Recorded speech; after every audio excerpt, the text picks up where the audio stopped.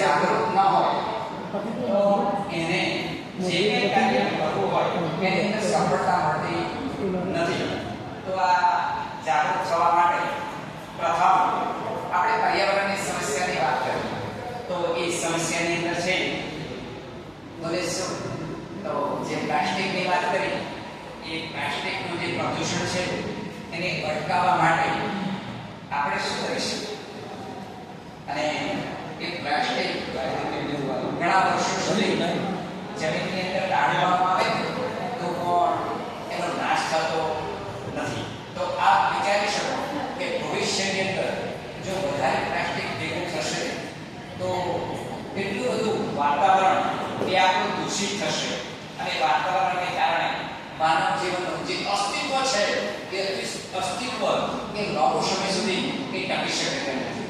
આપ જોતા હશો ભયંકર રોગો, કેન્સર, ડાયાબિટીસ આવા જોતા હશો કે જે રોગો એ જ્યારે વ્યક્તિ પોતે પોતાનું જીવન એ પૂરું થાય ને ત્યારે એની સાથે જ એ રોગો લઈને જાય. ત્યાં સુધી ગમે દવા કરે છતાં પણ એ મળતા નથી.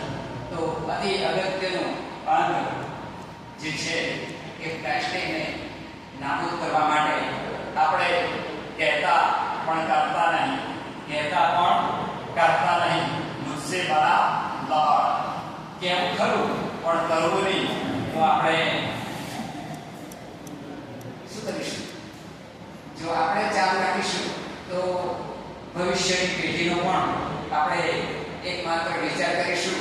તો આપણાથી શરૂઆત કરીએ તો ખરેખર આના ઉપર કાબુ એ આપણે ધીમે ધીમે એ મેળવી શકીએ છીએ. માટે જાગૃત થવું. બીજી સમસ્યા છે પ્રદૂષણ. મિત્રો આપ જોતા હશો જ્યારે પણ ફાટક હોય અને ત્યારે જો કોઈ ગાડી લઈને જતા હોય તો તમે તો બંધ કરી દેતા હશે. કારણ કે આપણે વિચારીએ તો શિક્ષકો આવી રીતે આપણા સૌ મિત્રો એ તાલીમ લેતા હોય એટલે ત્યાં સભાન હોય પણ ઘણા બધા વ્યક્તિઓ આપણે જોઈએ ને તો ફાટક બંધ હોય ને છતાં પણ ગાડી કેવી હોય ચાલો ને ચાલો. આ જો ગાડી ચાલુ રાખવામાં આવે તો કેટલું બધું પ્રદૂષણ થાય અને આ પ્રદૂષણ એ અટકાવવા માટે કેટલા બધા એ વિચાર કરે છે સંશોધકો એ ખરેખર પ્રદૂષણને અટકાવી તેના માટે તમે જોતા હશો કે ઇલેક્ટ્રિક ગાડીઓ